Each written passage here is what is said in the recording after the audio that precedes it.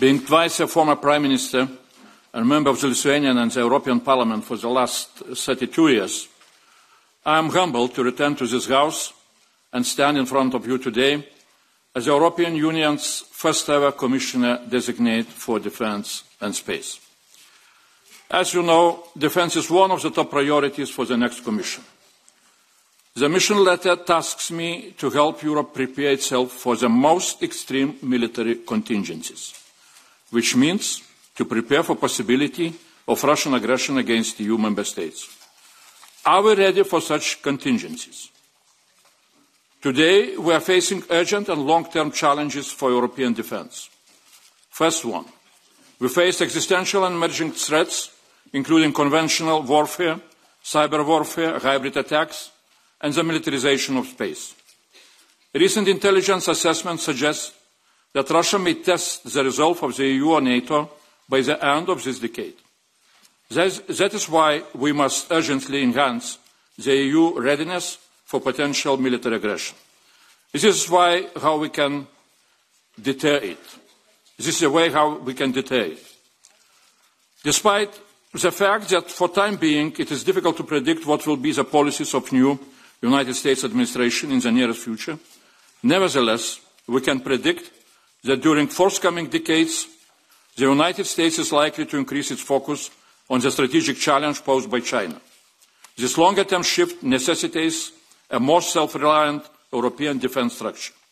Second challenge. EU member states have accumulated significant underinvestment in defence, more than €1 trillion over the past decades. Such chronic underinvestment has left critical gaps in our capabilities and readiness. Third challenge. The European defence equipment market remains highly fragmented, which leads to inefficiencies, duplication of efforts, and lack of interoperability. Our defence capabilities are lagging behind from what is needed for our preparedness, as it is stressed in recent President Niinistö report. And the fourth challenge. Our adversaries and strategic rivals are rapidly outpacing us. Countries like Russia and China have seen much more substantial increases in their defence budget than in the EU 27 over the past 2 decades. It looks like that Russia in 2025, in purchasing power parity terms, for military needs will spend more than all EU 27 are spending for defence. To address these challenges, I count on your support to bring a genuine European defence union in life. Again, as President Niinistö says in his report, we need a European defence union not to wage a war, but to maintain peace. This calls for a paradigm change and systemic overhaul of European defence, based on close cooperation between us, Member States, and with NATO. There is no competition between NATO and the EU on defence issues. On the contrary, the EU needs to use its unique budgetary and legislative powers to help develop the capabilities and resources needed for the implementation of NATO military defence and deterrence and defence plans. The 3 reports of Enrico Letta on the single market, of Professor Draghi on competitiveness, and of President Niinistö on preparedness have provided food for thought. We now need to act and implement those recommendations. We find ourselves at a time when our peaceful future is challenged not only in defence, but also in space, which is becoming more and more important for our defence capabilities. We need urgent and bold solutions to ensure that future. Such solutions demand maximum unity on our side. That is why I look forward to work closely with you in achieving this task. If I am confirmed, within the first 100 days of my mandate, I will present, together with the High Representative, a white paper on the future of European defence. It will frame a new approach to defence and identify investment needs to deliver full spectrum European defence capabilities based on joint investments and readying the EU and Member States for the most extreme military contingencies. We must ensure a close alignment between the identification of the European Union's defence capability needs and the corresponding investments. We need to spend more, spend better, spend together, and spend European. That is why I propose, first, immediate actions to continue implementation of ASAP and European EDIRPA programs, as well as of the new European Defence Industry Programme, EDIP. I stand ready to provide all the support needed to deliver on this key file.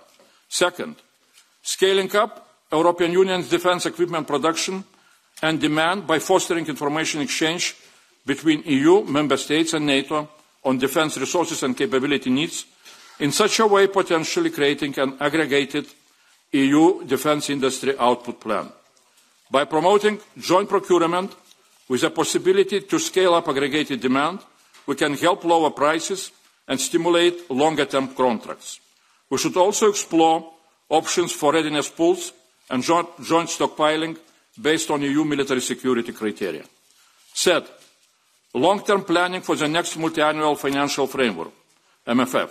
We need to maximize the impact of the Union action, leverage the EU budget to deliver on key urgent EU priorities, give predictability to investment, strengthen synergies, and simplify the EU financial landscape. Fourth, proposals for urgent defence investment needs. According to Draghi report, Europe's defence industry needs additional 500 billion euros over the next decade in order to remain competitive and meet current demand.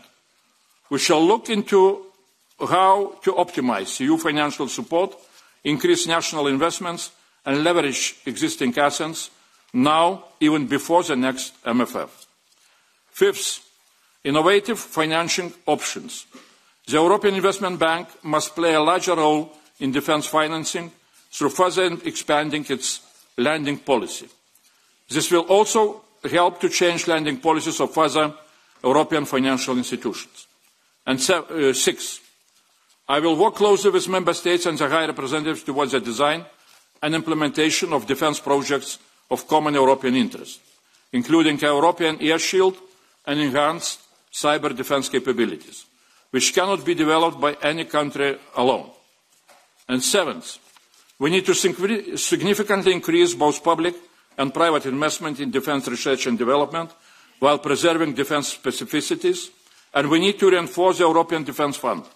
We should also explore means to better mobilise EU support for high-risk, high-reward research projects, like it is done by DARPA agency in the United States. And most important, purchasing across borders within the EU should be equivalent to purchasing nationally. We must achieve a true single market for defence. This will involve further promoting the use of agreed civil and defence standards, NATO STANAG standards, and supporting mutual recognition of certifications to ensure interoperability with allies, reviewing and strengthening the directives on defence procurement, improving market access to all companies, especially small and medium-sized companies, to foster innovation, and fostering more cross-border cooperation to create economies of scale. Military mobility is vital for European security and defence, and we must speed up action. The EU can add significant value by facilitating movement across the EU and supporting necessary infrastructures and logistics. And finally, as stressed by Commission President Ursula von der Leyen, the best investment in European security is investing in the security of Ukraine. As NATO General Secretary Mark Rutte recently said in Politico, quote, "So far our support has kept Ukraine in the fight, but we need to do much more in order to shift the conflict's trajectory." End of quote. Through urgent implementation of European Defence Industry Programme and with the help of the European Innovation Office in Kiev, we will further strengthen our assistance and we will support mutual integration of the EU and Ukrainian defence and space industries. This is one of the ways how we can do more in the area of my responsibilities. Now I want to focus on space, where till now the European Union has developed world-class strategic space assets and worldwide recognized industrial competencies and know-how, such as Galileo, Copernicus and forthcoming IRIS², which are crucial also for our defence. Our space capabilities are a great example of what the European Union member states can achieve working together in an area where none of them alone would succeed. Looking into the future, according to experts, in 10 years' time, the global market for space industry can be larger than 1 trillion euros. As some experts are saying, the space economy is now playing the role that 20 years ago was played by the internet economy. Europe must be part of this space revolution. However, we are confronted with a new set of challenges. First, our space industry competitiveness is at risk. Due to a lack of growth funding, we risk losing industrialization and commercialization of innovative European space startups. Our fragmented regulatory landscape further complicates matters. Second, our space assets face increasing security pressures and vulnerability to hostile activities. Our supply chains risk falling under unfriendly control. And third, space remains underused in defense, despite its critical role in modern military operations. To address these challenges and with your support, if confirmed, I will continue advancing the EU space flagships, Galileo, Copernicus and IRIS², also enhancing their capabilities to provide special governmental services for our security needs. I will work closely with the European Parliament, Member States and the space industry. I will rely on European Union agencies for space programme and European Space Agency, striving for improving efficiency and effectiveness in implementation. In addition to exploitation of established services, we shall concentrate on 5 key initiatives. First of all, ensuring European autonomous access to space. We must diversify the European launch service solutions and go for more competition. I expect positive outcome from the recent flight ticket, launch challenger and other initiatives announced by European Space Agency and the Commission, which will stimulate new launching projects. We need to step up the efforts for securing autonomous access to space and to secure our European sovereignty. Second, tabling the EU space law to create a single market for space and provide a common framework for security, safety and sustainability in space that would ensure a consistent and EU-wide approach. Third, building upon Draghi report, we must support the competitiveness of the EU space industry. It includes fostering the space data economy, boosting public investment in research and innovation, and intensifying support to innovative startups and scale-ups, including through agile and fast procurement. Fourth, preparing the legal framework of the EU space policy for the next MFF, reflecting a new level of ambition of the Union as a global space power and international partner. And fifth, preparing our space assets to respond to all threats in the space domain that may affect the security of the EU and its member states, including the most extreme military contingencies. We shall build upon the EU space strategy for security and defence of 2023 in close cooperation with the High Representative. We shall further enhance our cooperation with Ukraine in the field of space. These initiatives will enable European leadership in space, thereby enhancing our technological sovereignty, competitiveness and our security and defence capabilities, and ultimately our strategic autonomy. Till now, our achievements in space were unique. The EU space policy achievements demonstrate that what we can achieve through unity, ambition and strategic foresight. Let's continue to be ambitious. It should also inspire our approach to European defence, to be ambitious. And to conclude, we do not want war, we want peace. Therefore, we must become ready for defence, both on land and in space, so that our challenges are not tempted to test us.